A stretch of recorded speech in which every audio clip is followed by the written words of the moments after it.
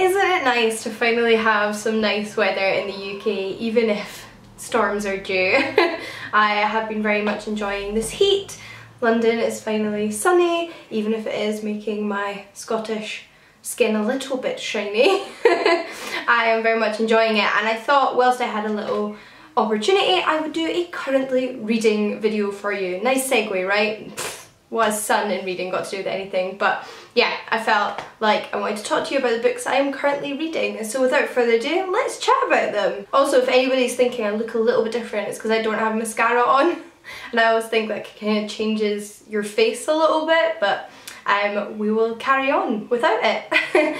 The book I'm almost finished, so I'm going to talk to you about first, is Terrier by Naomi Novik. Now this is the first in His Majesty's series. I've not got my phone on me, so I can't remember what the series itself is called, but this book, the first in the series, actually is published under a different name some places. It might be a difference between the UK and the US, I'm not exactly sure, but it's not called Terrier everywhere. So I will insert a picture of the cover I'm reading just now, and I will also tell you what the other title is in the description box down below. But if you're not familiar, it's the first in Naomi Novik's Dragon series. So I have been craving fantasy like nothing else recently. I think because it just is such a comforting world. Obviously fantasy worlds vary, but it's so comforting to go into a magical other world for me that I've been really craving some fantasy. And I've been meaning to read the Terrier series for a long time. And I finally picked up off my shelf. I picked up a second-hand copy of this one a while back, and it's just been sitting there waiting for me to read it. But what's fun about this one is that it is set during the Napoleonic Wars, and we follow a UK British naval officer who has discovered a dragon egg, and this changes his entire life because suddenly he has to become an aviator as opposed to a navy man, and becomes in charge of this dragon, despite not having been brought up in the aviator lifestyle. Now, as you might be able to guess from that, dragons are given in this society. It's pretty much like early 1800s Britain, but with dragons, and dragons have been around as long as humans, and they have an established role in the society, although there's obviously not as many of them as there are humans. And the aviators ride dragons, serving in the army on Nelson's side against Napoleon Bonaparte. And I am really enjoying this book. It's much slower paced than I was expecting it to be. So at the point I'm at, Terrier, the dragon, which is the dragon's name, and his new keeper, Lawrence, are only just leaving the aviator training camp. They've spent most of the book there. And I didn't realise at first that this is actually the first in a 9-part series, so it's quite a long series. And at first I was a little bit daunted by that, but I flew through this first one so far, about 270 pages in, of about 330, and I'm going to finish it tonight because I'm really enjoying it.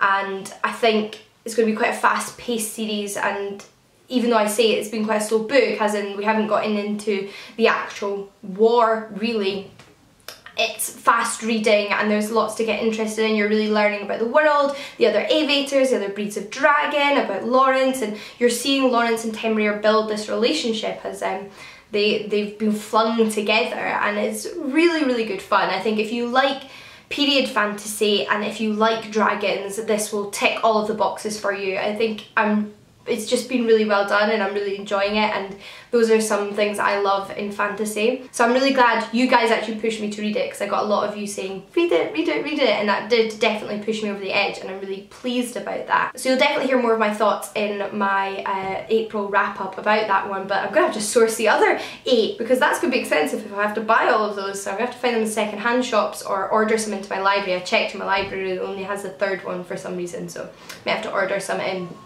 But the book I just started, because I didn't remember to take that book with me on the train, is The Diviners by Libba Bray. This again is the first in a fantasy type series, and this one is set in 1920s New York. So this is my second series by Libba Bray. I read her series which begins with A Great and Terrible Beauty last year, which is set in the late 1800s and in the UK, and I adored it.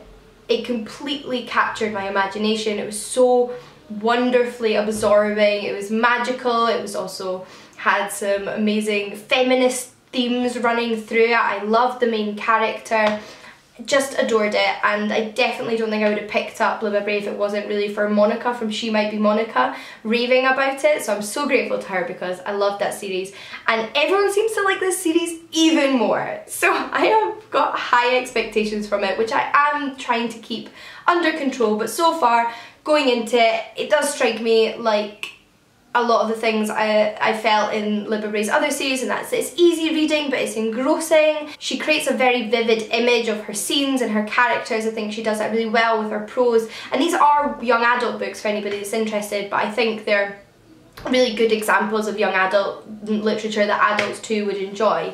And I am excited to read more of this one. I can tell, like A Great and Terrible Beauty already, that it is going to be a book where I start and can't put down.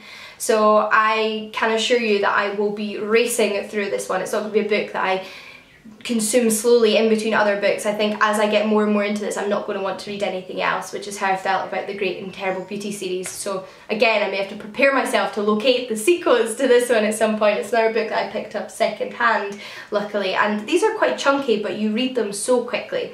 And I already read a little bit on the train there just as it was coming to an end. I was trying to do some work on the train mainly, but at the end I was just like, no, I need to read my book.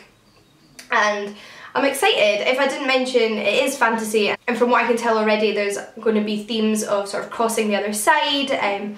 There's been Ouija boards, and I think there's going to be communicating with the dead, and some sort of dark thing has come into this world, which is similar in a sense to A Great and Terrible Beauty, which was about other worlds that exist alongside our world and about crossing into those different worlds. And it was very much symbolic of our characters growing and kind of restrictions on women at the time, so I'm sure Libba Bray will do some really interesting things with this as well, and I'm sure Monica will be pleased to know I'm finally reading this one. I am also listening to Harry Potter and the Order of the Phoenix. You probably saw in a currently reading video, maybe my last one or the one before, that I was listening to The Goblet of Fire, the fourth in the Harry Potter series. I just decided to pick up randomly at that point in the series because that's something I always find quite easy to do with Harry Potter, just go in wherever I fancy. And I'm usually drawn to the later books, perhaps because there's more going on in them and they're slightly longer and everything. But after I finished A Goblet of Fire and audiobook, I just couldn't stop and I had to go on to The Order of the Phoenix. So I'm now listening to The Order of the Phoenix on audiobook. I think I'm maybe like a quarter or a third of the way through this one, and I'm just loving it. I love listening to Harry Potter. Often I dip in and out when I'm feeling a little bit stressed, but in general I've been finding life quite difficult over the past few weeks, and that's why I've been really listening to it more attentively, if that makes sense. So I've been listening to them as a whole. I listened to the whole of The Goblet of Fire, and I plan on listening to the whole of The Order of the Phoenix because it's so comforting. It really helps ground me. It's like a safety blanket. It's like a safety blanket in my ear, the Harry Potter audiobooks. And like I said, I've been finding life quite difficult recently, and Harry Potter is something I always go to when I feel like that. I love The Order of the Phoenix. It was my favourite in the series until The Deathly Hallows came out, and actually it was probably my favourite in the series for a little while after The Deathly Hallows. I think maybe after 2 or 3 readings of The Deathly Hallows, that's when that really cemented itself as its favourite for me.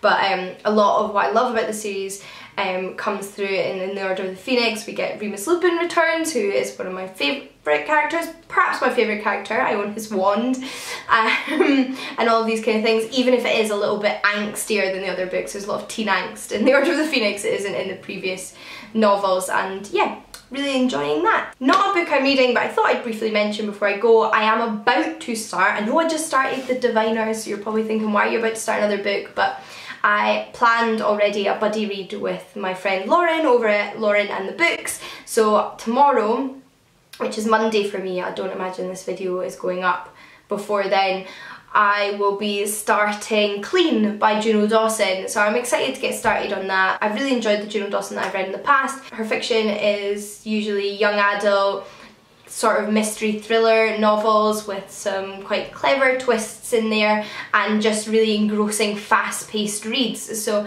I'm excited to try Clean because what makes this one unique is that it deals with a main character who's recovering from a drug addiction in a rehab facility, and I'm interested to see how she navigates that and how that all comes together, and I'm excited to be reading it with somebody else. I think it's the kind of book that I'll really enjoy reading alongside other people, so excited to be doing that with Lauren, and I just thought I'd mention it because then you'll know that a review of that will be coming up soon in either my April or May wrap up. But if you have any thoughts on any of the books I've mentioned in this video, I would love to hear from you. I'm, like you can probably tell, enjoying a lot of fantasy at the moment. Again, like I said, fantasy is comforting for me, and reading Terrier has really reignited that love of fantasy in me. I think sometimes if I don't read fantasy for a while, I forget what it is about it I love so much and how compelling fantasy can be. So it's always good to pick up a good fantasy book, because fantasy was always my favourite genre as a child. I think it really ignited my love of reading more than anything else, and I love picking up new fantasy and discovering new fantasy worlds. But I do hope you've enjoyed this video. Until next time, happy reading, and I'll see you all again soon. Bye guys!